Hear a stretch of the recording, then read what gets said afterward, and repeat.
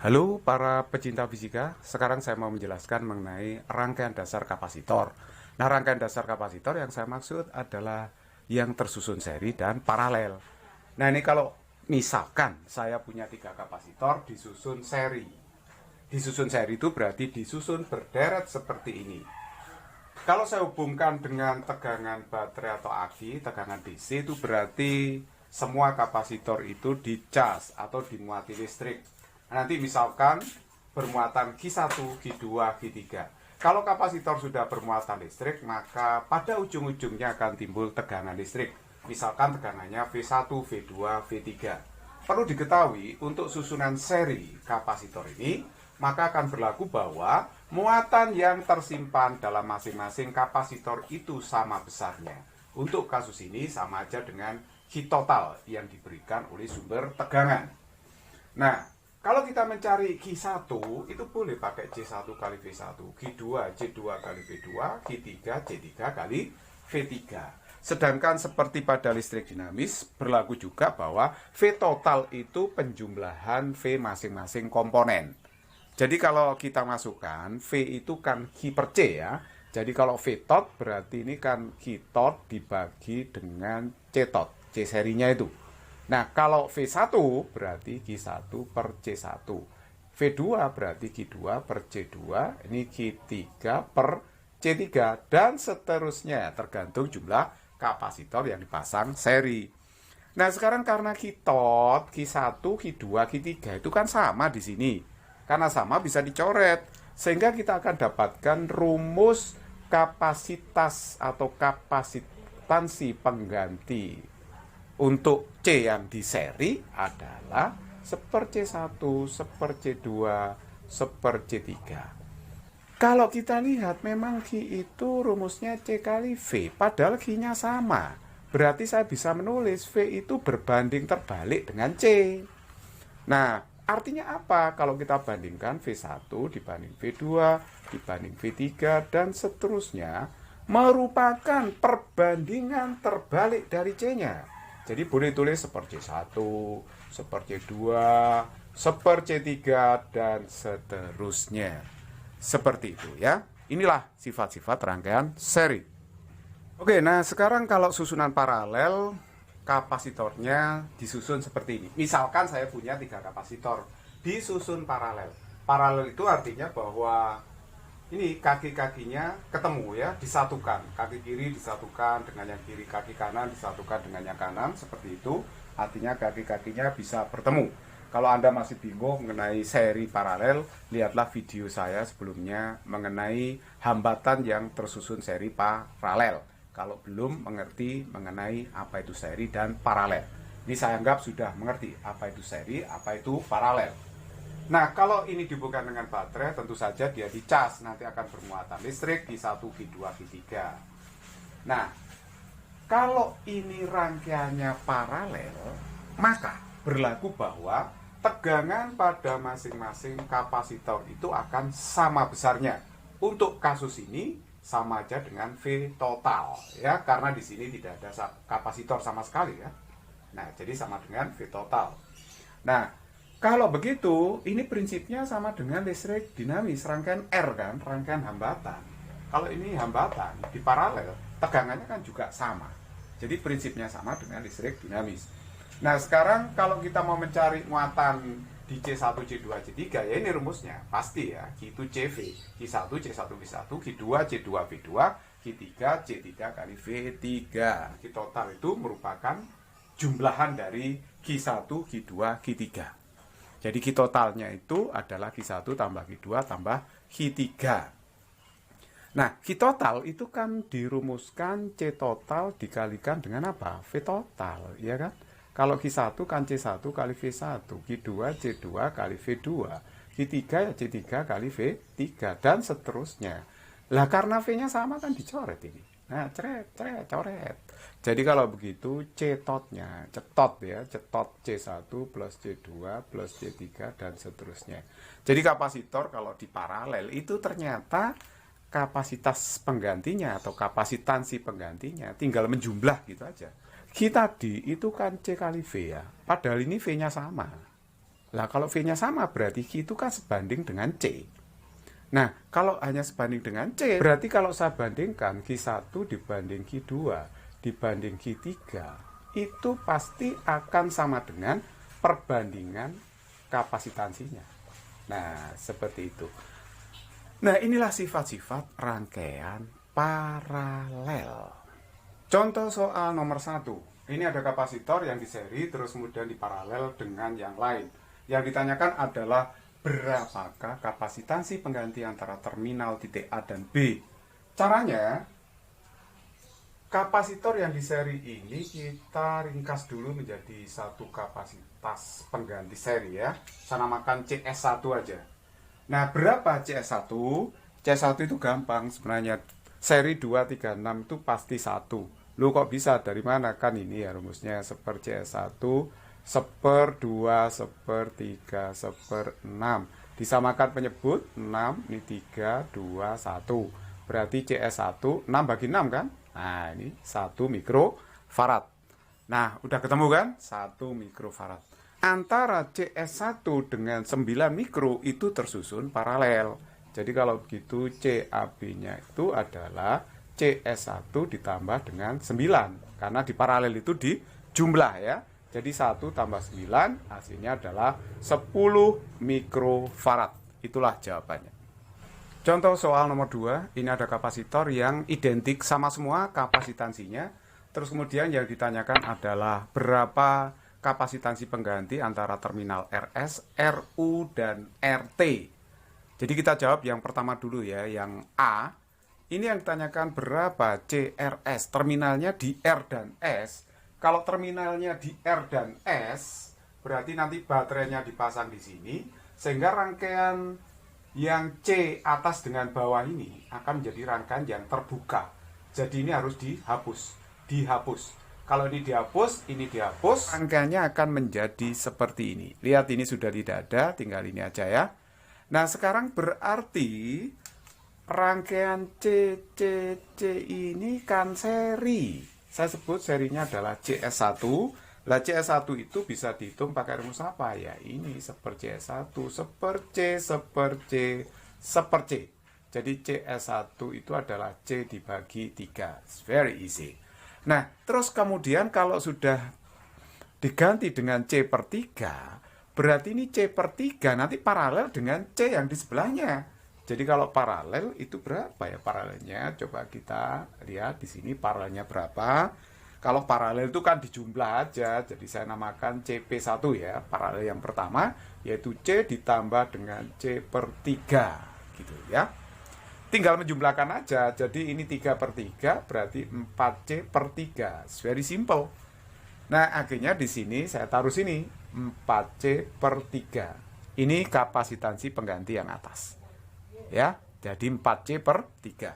Sekarang, C dengan 4C per 3 dengan C itu kan seri. Jadi kalau seri, terakhir rumusnya kan ini. C, ya, C totalnya berarti antara R dan S itu adalah seper C plus seper C lagi. Ini seri dengan ini saya dahulukan ya. Terus ditambah lagi dengan yang 4C per 3 itu. Nah ini kalau kita hitung berarti ini kan 2 per C ditambah dengan 3 per 4C. Nah ini kalau dihitung dikalikan 4 aja ini 4C ini berarti 8 kan. Berarti hasilnya berapa itu? Kan berarti 11 per 4C. Jadi kalau kita balik maka nanti CRS itu akan mendapatkan 4C per 11. Nah itulah jawabannya. Yang B ini yang ditanyakan adalah CRU ya. Terminalnya itu di R sama U. Kalau terminalnya di R sama U, berarti nanti baterainya dipasang R dan U ini. Kalau seandainya kita ngecas. Sehingga C yang sini dengan yang situ, dia menjadi rangkaian yang terbuka. Jadi dia tidak akan dimuati listrik. Jadi ini dilepas, C yang ini juga dilepas. Kalau ini dilepas, itu dilepas, hasilnya seperti itu. Nah sekarang tinggal menyederhanakan. Kita lihat bahwa C sama C ini tersusun secara seri. Berarti serinya kan C per 2 ini ya. C sama C. Ini juga seri, jadi serinya adalah C per 2. Perhatikan baik-baik, kalau seri itu bukan dijumlah, tapi rumusnya pakai seper tadi ya, seper C tambah seper C dibalik. Terus kemudian kalau ini sudah jadi C per 2, ini sudah jadi C per 2. Akhirnya C per 2 dengan C per 2 itu kan paralel. Kalau paralel itu kan dijumlah, C per 2 tambah C per 2 itu C. Jadi kalau begitu akhirnya ini C tetap C, ini jadi C ya. Jadi ini paralelnya, ini sudah menjadi C. Sehingga C ini tersusun secara apa? Secara seri. Sehingga CRU-nya bisa dihitung pakai ini kan, seper C, seper C, seper C. Berarti CRU sama dengan C dibagi 3. Seperti itu, it's very simple. Nah, ini yang ditanyakan adalah berapa kapasitas pengganti CRT. Terminalnya di R sama T ya, R sama T. Jadi kalau begitu jika dipasang baterai, baterainya di sini. Sehingga rangkaian C yang ini dengan yang itu menjadi rangkaian yang terbuka. Jadi ini bisa dilepas, C yang ini sama yang itu. Kalau dilepas, akhirnya rangkaiannya seperti ini jadinya. Nah, sekarang kalau sudah seperti ini, maka yang bawah ini kan seri ya. Seri dari 3 itu adalah C dibagi 3. Jadi ini akhirnya disederhanakan menjadi C dibagi 3. Langsung karena seri sama 3. Terus kemudian C per 3 dengan C ini kan paralel. Kalau paralel itu diapakan? Kan cuma dijumlahkan. Jadi kalau dijumlahkan C per 3 ditambah C itu kan 4 per 3C. Lah nanti 4 per 3C jadi di sini. Ini sudah disederhanakan jadi ini. Akhirnya C dengan 4C per 3 dan C itu akan tersusun seri. Jadi kalau seri ya tentu saja rumusnya pakai seper ngitungnya.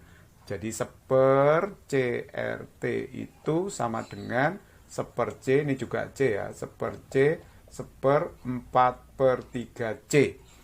Nah, hitungan seperti ini sebenarnya sudah kita hitung tadi ya, pada kasus jawaban yang A tadi.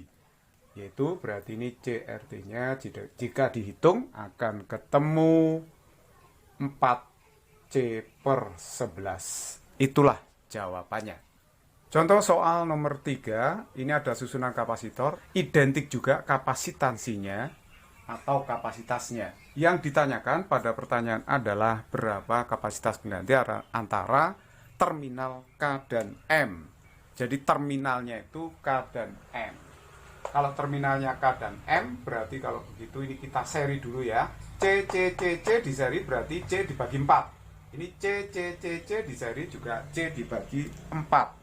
Jadi ini langsung disatukan, jadi C per 4. Ini juga disatukan, jadi C per 4. Sedangkan yang tengah C sama C itu C per 2 gitu ya. Nah sekarang kita tinggal memparalelnya. Jadi kalau begitu CKM itu paralel C per 4, C per 2 dengan C per 4. Jadi kalau begitu C per 4. Ini saya dahulukan ya. C per 4 ditambah lagi dengan C per 2 yang tengah.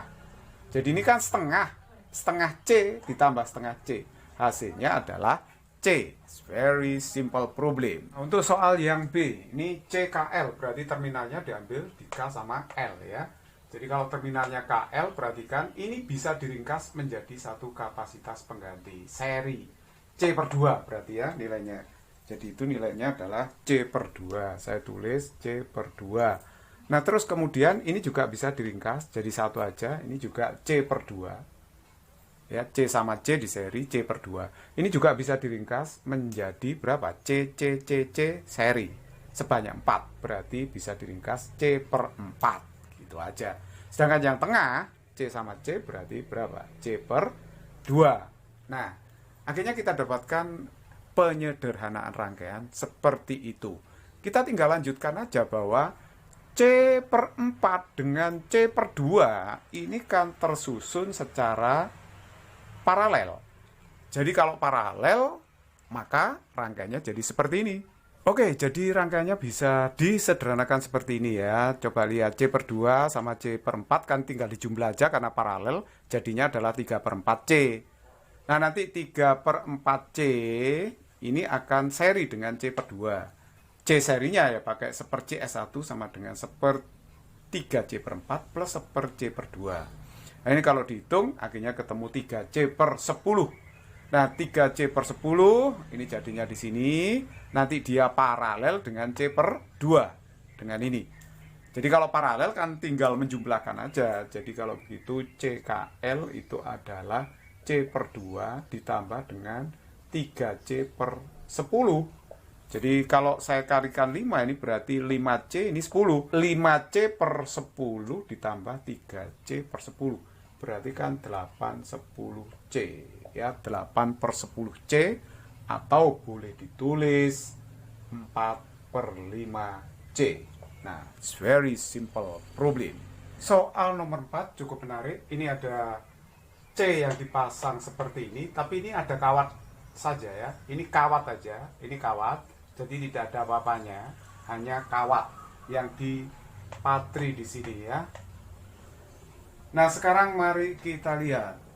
Kalau ditanyakan berapa kapasitas pengganti antara terminal R dan S, itu rangkaiannya bisa kita sederhanakan seperti ini. Jadi kalau kita lihat, R ini bisa pindah ke sini ya, bisa pindah ke situ, bisa juga pindah ke sini karena ini nggak ada apa-apanya. Jadi saya pindahkan ke sini R-nya. Oke, kalau R-nya saya pindah ke sini, berarti ujung kapasitor yang ini saya pindahkan ke R situ ya. Jadi akhirnya seperti ini, 20 picofaradnya. Terus kemudian yang di sini S itu bisa pindah ke sini. Karena ini nggak ada apa-apanya, jadi saya pindah ke sini. Perhatikan S sudah pindah. Akhirnya ujung kapasitor yang ini saya tarik ke situ, ke S yang di sini. Akhirnya dapat seperti ini. Nah, karena di sini tuh tidak ada apa-apanya, berarti R itu bisa saya tarik ke sini. Jadi titik R akan berhimpit dengan U, nanti titik S akan berhimpit dengan T. Kalau ditata ulang, maka 20 PF itu seperti ini, 60 PF itu seperti itu, 30 PF tetap di tempatnya seperti tadi ya. Jadi kelihatan jelas di sini bahwa 20, 30, 60 itu tersusun secara paralel. Jadi kalau paralel berarti CRS itu adalah 20 ditambah 30 ditambah 60, berarti dapatnya 110 picofarad. It's very easy. Soal nomor 5, ini ada kapasitor yang disusun seri ya. Anggap aja ini C1, C2, C3. Terus kemudian ditanyakan berapa masing-masing muatan yang tersimpan dalam kapasitor. Q1, Q2, Q3. Nanti kalau sudah bermuatan berapa tegangan pada masing-masing kapasitor. Nah oke, sekarang mari kita lihat ya. Kita tahu untuk rangkaian seri, Q-nya itu selalu sama ya. Caranya kita hitung dulu berapa kapasitas pengganti serinya. Karena dia seri berarti kan seper ya rumusnya. Jadi seper 2, seper 3, seper 6. Nah ini kalau kita hitung pasti ya 1 ya. 1 mikrofarad. Nah sekarang nanti Q1 itu sama dengan Q2, sama dengan Q3. Ini sifat seri. Yaitu sama dengan Q total. Ya toh? Q total itu kan C serinya berapa dikalikan V total itu. Jadi CS-nya tadi 1, V totalnya 12. Berarti hasilnya adalah 12 mikrokulum. Kenapa ini satuannya mikro ya? Karena sini mikrofarad. Makanya di sini satuannya mikrokulum. Udah ketemu jawabannya. Cuma gitu aja. Nah, kalau mencari V1 gampang banget. V1 itu Q1 dibagi dengan C1. Jadi 12 dibagi C1-nya kan 2 ya. Berarti 6 volt. Kalau mencari V2 berarti Q2 dibagi C2. Berarti 12 dibagi C2 3, 4 volt. Nah, terus kemudian kalau mencari V3 berarti Q3 dibagi C3. Q3 ya 12. Sama semua ya ini ya. Dibagi dengan C3. C3-nya itu ini 6. Jadi kalau begitu 2 volt. Nah, lihat kalau dijumlahkan 6 tambah 4 tambah 2 pas 12 volt. Pasti ya, itu sifat rangkaian seri. Nomor berikutnya ini ada 3 kapasitor yang disusun paralel. Yang pertama ditanyakan berapa C totalnya. Ingat kalau paralel tadi C totalnya itu cuma dijumlah aja. Jadi 1 ditambah 2 ditambah 3 mikro, hasilnya adalah 6 mikrofarad. It's very easy. Nah sekarang kita menjawab yang B. Ini tanya Q1. Q1 itu C1 kali V1. Lah V1 itu tegangan pada C1. Tegangan pada C1 itu sama dengan tegangan total. Karena di sini tidak ada kapasitornya ya. Jadi otomatis tegangan pada C1 sama dengan tegangan total yaitu 6 volt. Jadi pada C1, C2, C3 semua tegangannya 6 volt. Jadi C1 di situ adalah 1 dikalikan 6 mikrokulum. Karena di sini mikrofarad. Kalau Q2 berarti apa? C2 kali V2. C2-nya 2 dikalikan 6 berarti 12 mikrokulum. Kalau Q3 berapa? Ya C3 kali V3. Berarti 3 dikalikan 6 berarti 18 mikrokulum. It's very easy. Kemudian yang C. Kalau tanya V1, V2 ya sama semua. Ini kan sifat paralel. V1 sama dengan V2 sama dengan V3. Ya sama dengan V totalnya. Ya, kebetulan soal ini sama dengan V total karena sekali lagi di sini tidak ada kapasitornya. Jadi sama dengan V tot. Berapa nilainya? Ya berarti 6 volt. Selesai. Nomor 7. Lah ini ada C sebanyak 4 yang disusun seperti itu. Sedangkan di terminal A dan B itu dikasih tegangan 6 volt. Nah yang ditanyakan adalah berapa muatan pada masing-masing kapasitor. Caranya kalau ada rangkaian seperti ini, rangkaian bisa kita pecah seperti itu ya. Perhatikan titik A itu bisa digeser ke sini, titik B bisa digeser ke sini, boleh ya. Terus kemudian saya pecah rangkaiannya. Karena untuk rangkaian yang atas dengan yang bawah ini tersusun paralel. Jadi kalau paralel tegangannya pasti sama. Jadi bisa diputus seperti itu ya, diuraikan seperti itu. Nah, sekarang kita konsentrasi untuk rangkaian yang atas. Ya, rangkaian yang atas ini tersusun seri kan. Kalau seri kan Q-nya sama. Jadi kita cari dulu C serinya berapa ini. Jadi C serinya yaitu CAB itu ngitungnya pakai apa yang atas itu ya. C serinya itu kan 1/2, 1/3, 1/6. Ini hasilnya berapa? Kan 1 mikrofarad. Nah, udah ketemu ya? 1 mikrofarad. Nah, terus kemudian kalau sudah ketemu ini, maka kita mencari Q1, Q2, Q3 sangat mudah. Karena ini seri, Q-nya sama dengan C total kali V totalnya. Nah, C totalnya C seri, V totalnya itu VAB. Jadi C serinya 1, VAB-nya itu adalah dalam soal 6 volt. Jadi dapatnya 6 mikrokulum. It's very easy problem. Kalau Q4 bagaimana? Q4 itu berarti ya C4 dikalikan tegangan pada C4 yaitu VAB. Jadi kalau begitu C4-nya itu 9, VAB-nya itu 6, berarti dapatnya 54 mikrokulum.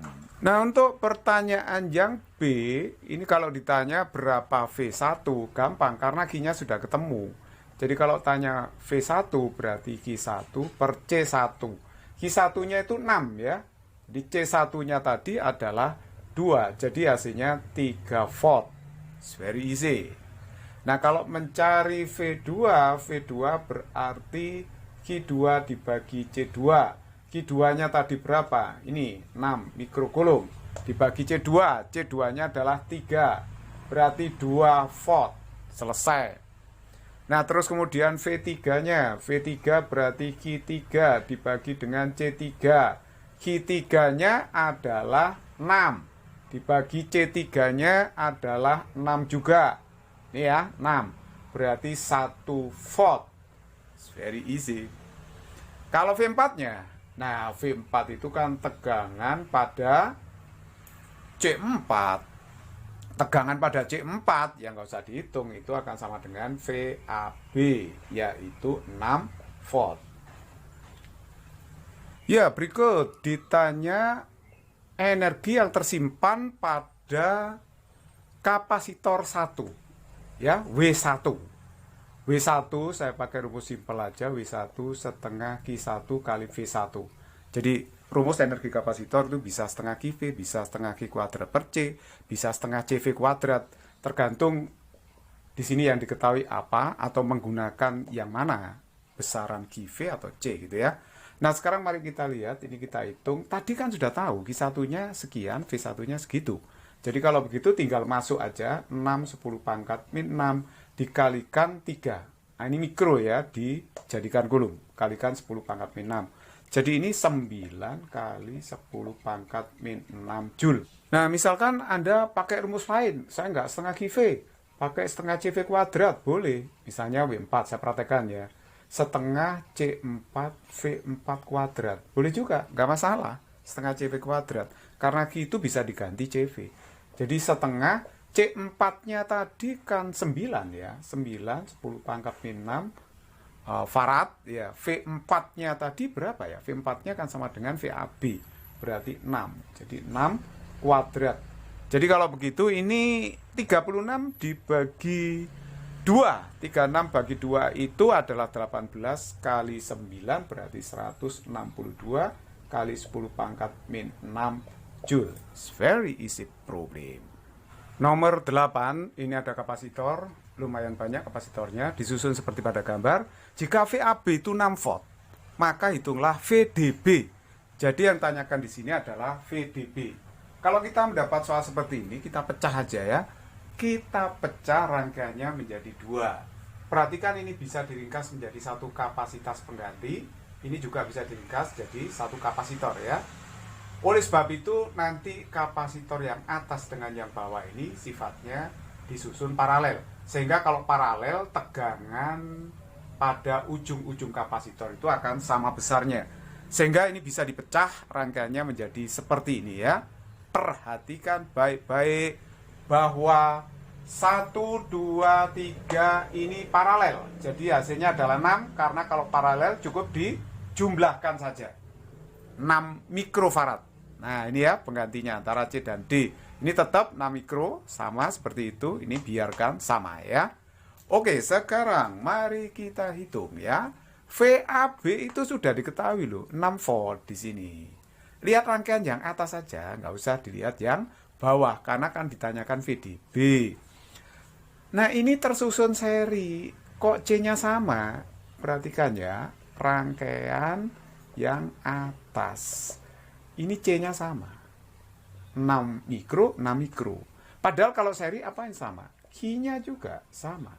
Q di sini sama dengan di situ. Kalau begitu simpulannya apa? V-nya juga pasti sama. Karena Q itu C kali V. Kalau C-nya sama, Q-nya sama, V-nya pasti sama. Jadi kalau begitu kita bisa menulis gini ya. VAB itu kan sama dengan VAD. VAD ditambah dengan VDB. Seperti itu. Jadi kalau begitu, karena ini sama, VAD itu kan sama dengan apa? VDB karena alasannya C dan Q-nya sama. Sehingga kalau begitu, ini bisa saya tulis bagaimana? Berarti VAD bisa saya ganti VDB ditambah dengan VDB. Nah, VAB-nya kan sudah tahu, 6. Jadi ini 2 VDB. Sehingga nanti VDB-nya ketemu 3 volt. Nah, simple problem. Nomor 9, ini ada susunan kapasitor seperti tampak pada gambar. Jika muatan yang tersimpan dalam kapasitor 4 mikrofarad adalah 12 mikrocoulomb, maka hitung muatan yang tersimpan dalam kapasitor 2 mikrofarad. Nah, caranya adalah kita mencari dulu berapa tegangan VAB. Nah, tegangan VAB itu sama aja dengan tegangan pada kapasitor yang pertama itu. Jadi kalau begitu apa rumusnya? Kan Q1 per C1. Q1-nya itu sudah diketahui. Ini ya, 12 mikro dibagi dengan C1. C1 itu adalah 4. Jadi kalau begitu hasilnya adalah 3 volt. Kemudian rangkaian kita sederhanakan ya ini.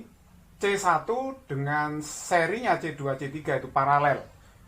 Kita seri dulu C2 dengan C3 ya. Jadi C serinya antara 2 dan 3, CS2, 3 itu adalah 1/6, 1/3, disamakan penyebut 6, 1, 2, berarti CS antara 2, 3 itu adalah 6 dibagi 3 ya, berarti 2 mikrofarad. Ya udah ketemu 2 mikrofarad. Yang ini ketemu 2 mikrofarad. Kemudian diparalel dengan 4. 2 diparalel dengan 4 kan cuma dijumlahkan. Berarti jumlahnya itu adalah 4 tambah 2, 6 mikrofarad. Nah sekarang Anda lihat ternyata 2, 6, 3 ini tersusun secara seri. Kalau seri itu pasti muatannya sama besar. Jadi Q4 akan sama dengan apa? Ya QAB karena seri.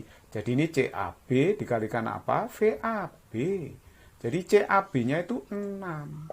Sedangkan VAB-nya tadi 3. Kalau dikalikan berarti 18 mikrokulum. Seperti itu. Kenapa mikro? Karena 6 ini satuannya mikrofarad. Jadi ini juga mikrokulum. It's very simple problem.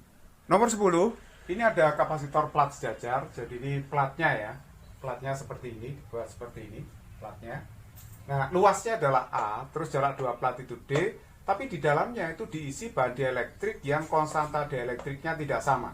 K1 adalah 5. K2-nya 7. Tapi bahan dielektrik itu punya ukuran yang sama. Yang ditanyakan berapa K totalnya. Nah, kalau ada rangkaian seperti ini rangkaiannya sama aja dengan kapasitor pertama dengan kapasitor yang kedua ini disusun secara paralel. Jadi ini yang pertama, ini yang kedua disusun secara paralel.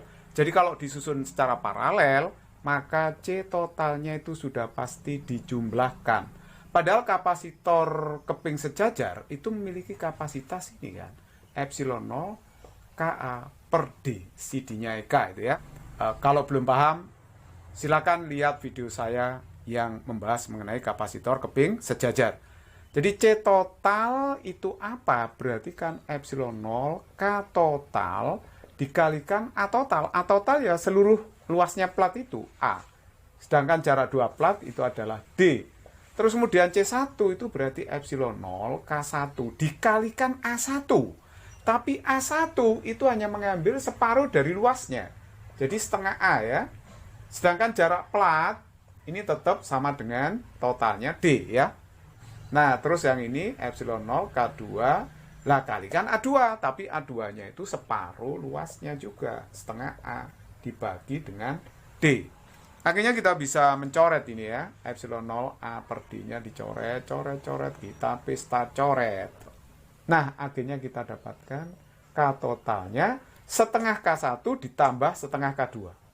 Setengah K1 ditambah setengah K2. Ini sama aja dengan setengah K1 ditambah dengan K2 kan. Jadi setengah K1 5, K2 7. Nah ini hasilnya berarti 12 bagi 2 adalah 6. It's very simple problem.